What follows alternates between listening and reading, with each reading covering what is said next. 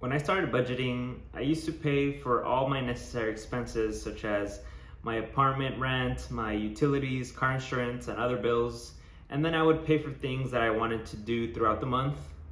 And it was only after I made those expenses that I would save any remaining balance that I had. The issue that kept arising, however, was that there was always something that came up that would leave me with very little money to save. It could have been something that I needed to fix with my car, a last minute invite somewhere, or any one of other million things that happen in life. In fact, I had friends that more or less did the same thing with their finances as I did. I knew there had to be some way to fix the situation, and automating my finances was that way. The first task to tackle with automating your finances is to start with your income. Some employers might directly deposit your paycheck to your checking account with information you provided them as part of your onboarding process, in which case you don't need to do anything else. There are some employers, however, that don't automatically do this for you, so you might have to take some extra steps. For example, I needed to submit a form with my employer that was signed by my bank for them to deposit my paycheck to my account. Lastly, there are some smaller employers that do not have a direct deposit option, in which case you need to have a system that works for you to deposit your check as soon as possible. In short, talk to your HR department and find out what requirements you have to get your direct deposit started. Next up is to get deposits to your retirement accounts up and running on a recurring basis. This is where the saying, pay yourself first, comes from. If the first place your money goes to is your retirement or your savings account, then you are not prone to anything that happens in life derailing your savings goals. Much like direct deposits, you will have to opt in to make contributions to your employer 401k or whatever system they have.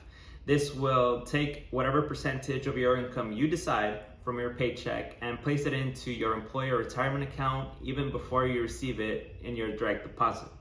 If you would rather contribute to an individual retirement account, then you would need to log into your brokerage account and set up automatic deposits and purchases through their online client. And make sure to emphasize the purchases part on your IRA, because you could deposit money into the IRA without actually investing, which kind of defeats the whole purpose of having a retirement account in the first place.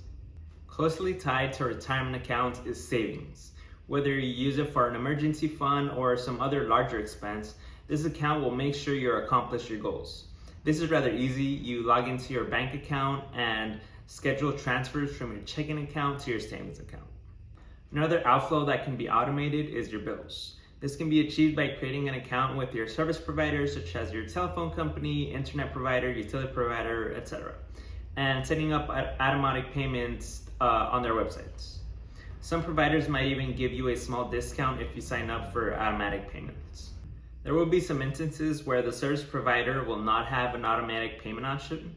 In this case, you can try to automate the payment by going into your bank's website and using their bill pay option. You will then link your service provider account with the account with the bank so that they will make the payment on your behalf. Now that I explained how to automate some of your expenses, I do want to mention that there are some risks. The first one is that your payment amount can change. So you might be used to paying a certain amount for a service, and if that changes and you're not notified, you don't keep track of it, then it can lead to a money deficit. Something else to keep in mind is the scheduling of your income. So some people might get paid on the 1st and the 15th, while others, such as myself, get paid on a bi-weekly basis, regardless of the day that falls under. And other payment structures could be you get paid monthly or regularly, like if you have your own business or you have seasonal work. And if you don't pay attention to the timing of your income in relation to your expenses, some issues could arise.